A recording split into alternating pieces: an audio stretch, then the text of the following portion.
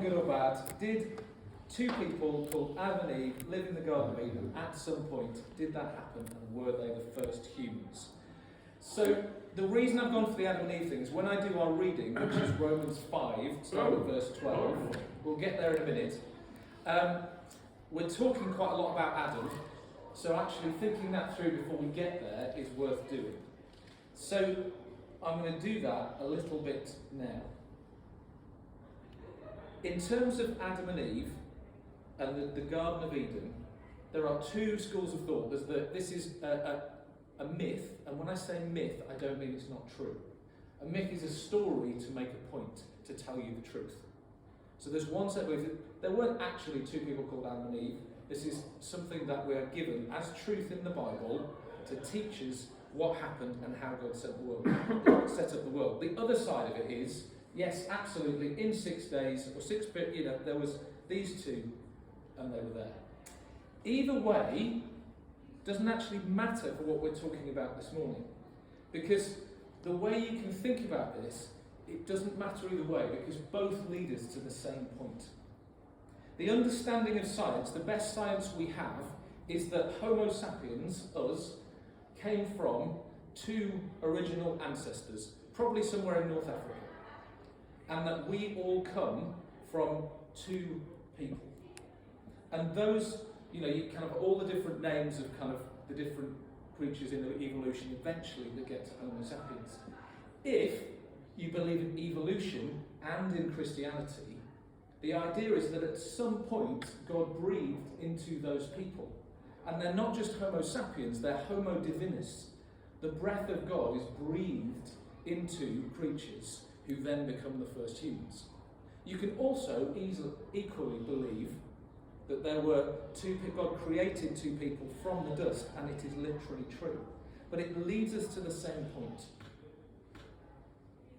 That there is two people from whom all of humanity were born, and those two people had the breath of life breathed into them, the breath of God. They were made in God's image.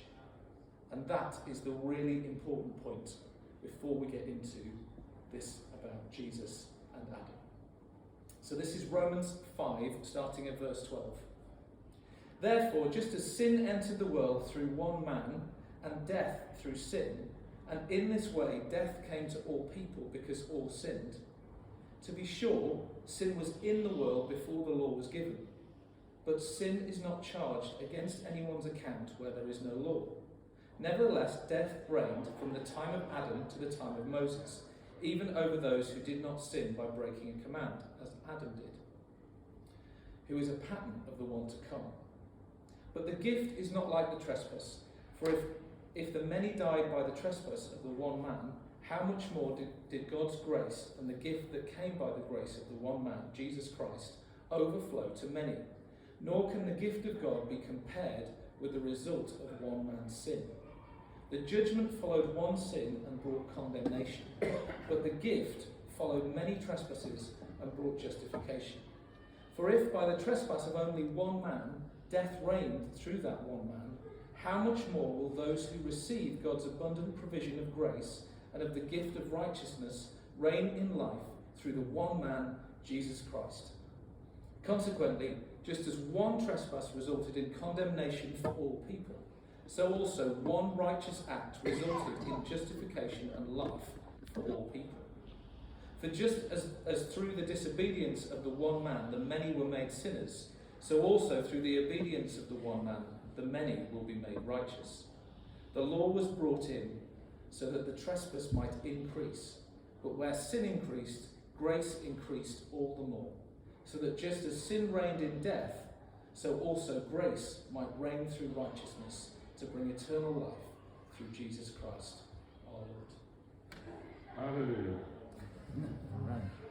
So the big thing that I think is a bit of a shocker to our culture is what is being said here by Paul is we are all included in Adam's sin. And I think if you said generally to people, well, something that happened thousands of years ago means that you are a sinner, most people would go, but I'm an individual. some guy who existed, like, how does that have an effect on me? That doesn't make any sense. We live in an individualistic society. It's about me and what I do. The sense of community guilt or community working together is completely different. But culturally, for the people who Paul was talking to, it would have been perfectly normal to understand that one person's act has a huge effect on everybody else. So we are the strange ones in the kind of history of the world who are so individualised. If you go to the Old Testament and you read some of the stories of Joshua taking the promised land and coming in, there's various points where one person sins and the whole of Israel loses the battle. Famous is a guy called Achan, and he steals some silver basically of the plunder. And because he does that, the whole nation loses the next battle. And sometimes you can read that and go, well, that's not fair. And in some senses, we look at this in our individualistic world, and there's a sense that our sense of justice, a modern sense of justice, this doesn't quite work for us. But sometimes we need to come to this and understand what's going on, but also at times to say, well, actually, God gets to say what's right, and He's Lord, and we're not. Because this sense of inclusion in Adam's sin is deeply important for us to understand our place in the world. I asked you at the start, are you born good or bad? And the answer isn't quite that simple. Because we're born included in Adam's sin. We can't escape the fact that we are in a constant battle against that difficult choice. Whether you believe that there was an actual garden with an actual tree, and the choice they made was to eat the apple, or whatever fruit it was, it just says fruit in the Bible, but we always seem to have an apple. Whether that happened, or whether it's a picture of the choice that the first humans made to say yes to God in everything, or to say no to God occasionally, and brought sin into the world, there's an inclusion into that fact that when you grow up, from the moment a child is born, a child is inherently selfish. As much as I have deeply loved all three of my children, they didn't come into the world putting me first. They came into the world putting themselves first. And that had to be taught. On a very basic level, we come in with that desire for self. But also, we come in, again in that Genesis 1 story, made in the image of God. And God says in that story, He says, I made them man and woman in my image. So we are, number one, we have this image of God. We are made in His likeness. We have the spark of God, someone's called it, within us. But at the same time, we have a predisposition towards turning away from God and getting things wrong. So our natural state is, there's something in us, but we're naturally predisposed towards sin. A wonderful old quote. Look at yourself in Adam. Though you had done nothing, you were declared a sinner. Look at yourself in Christ. Though you had done nothing, you were declared righteous. We get to accept an equality at the foot of the cross. All of us, a whole community, whether you walk into a church like this and feel like, yeah, I'm a good member of this church, I'm probably one of the cleverest, I'm probably one of the kindest, or whether you walk in and think, I don't belong here, everyone's better than me. Actually, the ground is equal at the foot of the cross. Though you've done nothing, you were declared a sinner from the start. But though you've done nothing, you were declared righteous. And I think our individualism has prevented us from really living in community. Because we evaluate, we compare, We go on social media where we're constantly going, well, how am I in comparison to everyone else? From the time you go to school, you have whatever the grade, whether it's SATs, whether it's 11 plus, whatever you did, everything is comparison in life. Everything is the rat race. And actually this community is the place where the ground is equal at the foot of the cross. And therefore in community we are one. And the attractive church is unified around this notion that we have equality of worth based in both our sin and our salvation. That we start as sinners with this spark of God within us, but we're saved through Jesus and we are equal in that place. The attractive church is unified in those basic knowledges. And the great thing is, just to add, that we go from this sense of the spark of God, but trying to overcome the natural predisposition to sin. When we come to Christ and we're filled with the Spirit, we're filled with a natural predisposition to do good, to follow God. And as long as we tune into that and play into that and work into that, then the spark of God within us from our creation, with the Spirit of God within us, leads us into who we are, who we're called to be, and to a life in Him. So to land this in us and what it means to be the attractive church, the question we need to bring to church is, if you were new in town and you were looking for a new place to go, the question you could ask is this the community for me? And that's often how we look at church. Is this the community for me? But if you flip that question round and you say, it's me for the community, that's how we build a truly attractive church. We come away from the kind of the materialistic, consumeristic view of church that we've built in this nation, which is, how do I find the community where I get what I need, where I'm blessed, and I get the things I want? Now, it's perfectly fine to expect things from your church. I'm not trying to get myself off every hook ever, so that I can just get away with doing everything rubbish. But the question needs to be, what am I bringing to this community? Where am I called? Not, what can this community do for me? We naturally, as human beings, we're looking for convenience, security, comfort. That's what we're looking for. Naturally, that's what you want. Safety, convenience, security, and comfort. But there's something beyond community, which is called communitas. Question for you. Can you tell me any stories, whether it's film, books, whatever it might be, shout them out to me, where a group of people push themselves to achieve something wonderful? Have to overcome Lord of the Rings, spot on. Guardians of the Galaxy. Guardians of the Galaxy. Saving Private Ryan. Saving Private Ryan, yeah. Saving Private Ryan. Any more? Normally they have to overcome their differences and their struggles with one another. But I'll put you on the spot, but there are hundreds and hundreds and hundreds of these stories, and Lord of the Rings was the one that jumped out to me. They're different races that have fought with each other for a really long time, and they work together to do an amazing thing and save their world.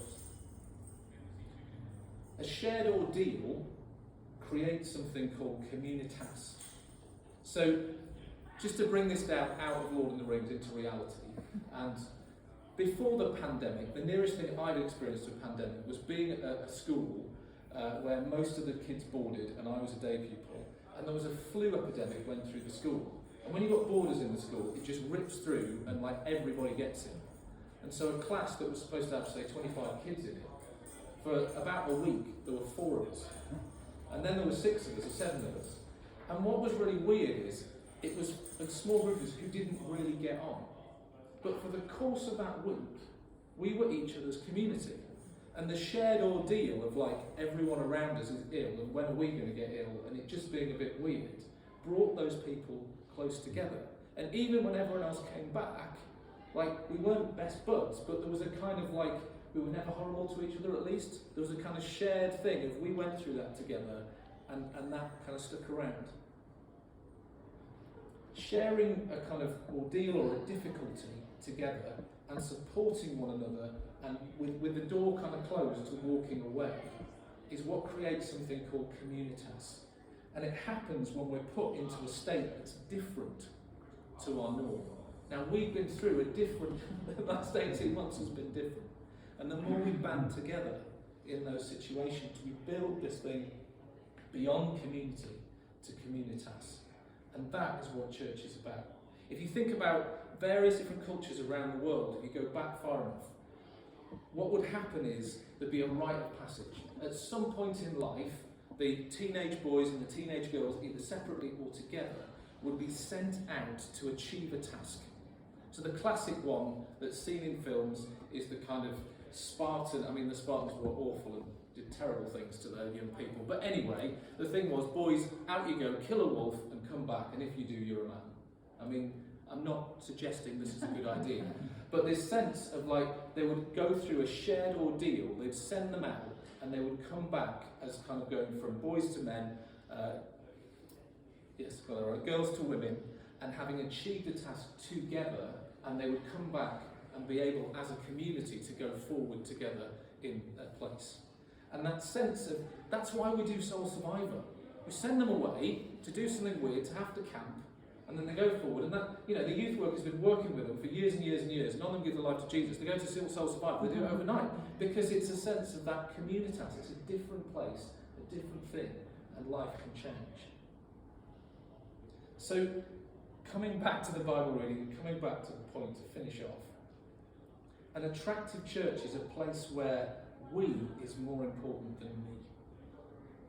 Where we take steps of faith together, where we kind of go, well, church that's safe, convenient, secure and comfortable, we could make that. We can do that. But actually, let's take the faith step of going, yeah, we'll be safe, but what's the faith risk we take from our place of safety with God and one another? Yes, we want Sunday morning to be convenient and good, but where will we go beyond that so that it's attractive to those outside the church, not just to those within?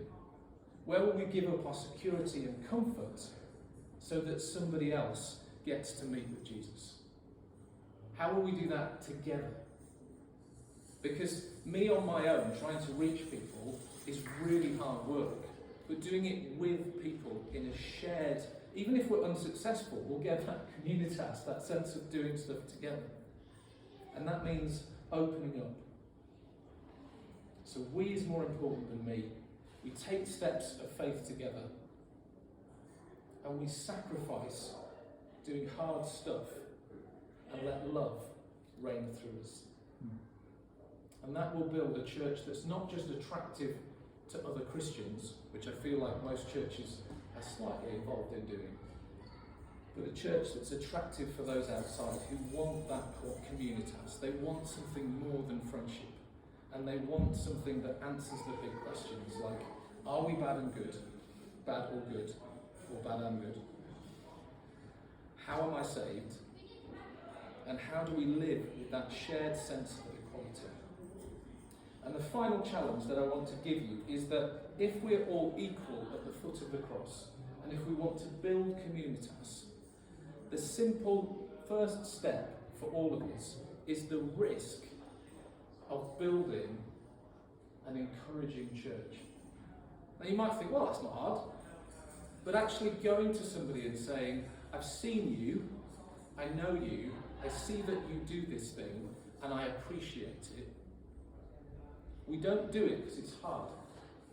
It's quite, offering someone encouragement is difficult.